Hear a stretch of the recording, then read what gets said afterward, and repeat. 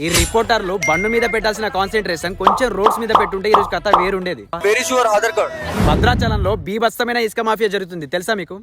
తెలీదు.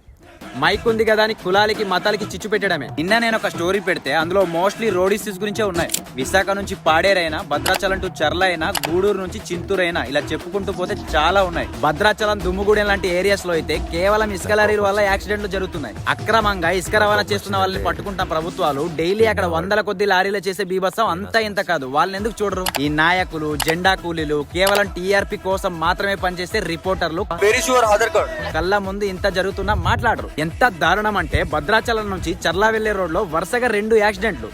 ఒక పాపకి మొహమంత గాయాలు, ఇంకొక ఆమె అక్కడికక్కడికి చనిపోయింది తల పగిలి. భద్రాచలంలో అక్రమ ఇసుక తరలిస్తున్న ఎడ్లబండి కారణంగా జరిగిన ప్రమాదంలో 2 ఏళ్ల చిన్నారికి తీవ్ర గాయాలయ్యాయి. ఎవ్రీ ఇయర్ కొన్ని కోట్ల ఫండ్స్ రిలీజ్ చేస్తుంది గవర్నమెంట్ కేవలం రోడ్స్ కోసమే.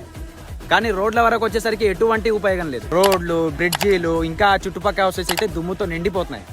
కానీ ఎవరు దాని గురించి మాట్లాడరు. ఎందుకంటే మీ హెల్త్ కన్నా వాళ్ళ ఎదుగుదలే వాళ్ళకి ఇంపార్టెంట్. ఇకపైనైనా బిర్యానీ ప్యాకెట్లకు, క్వార్టర్ బాటిళ్లకు ఓటేయడం మానేయండి.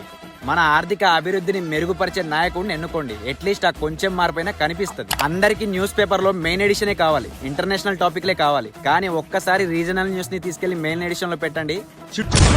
మీరు నమ్మినా నమ్మకపోయినా ఒక బెటర్ కమ్యూనిటీని బిల్డ్ చేయడానికే భారతీయుడు ఇవన్నీ చేస్తున్నాడు. ప్లీజ్ మీరు కూడా జాయిన్ అవ్వండి. తెలుసు కదా, సమస్య నీదైనా నాదైనా క్వశ్చనింగ్ లో ఎటువంటి మార్పు ఉండదు. జై హింద్.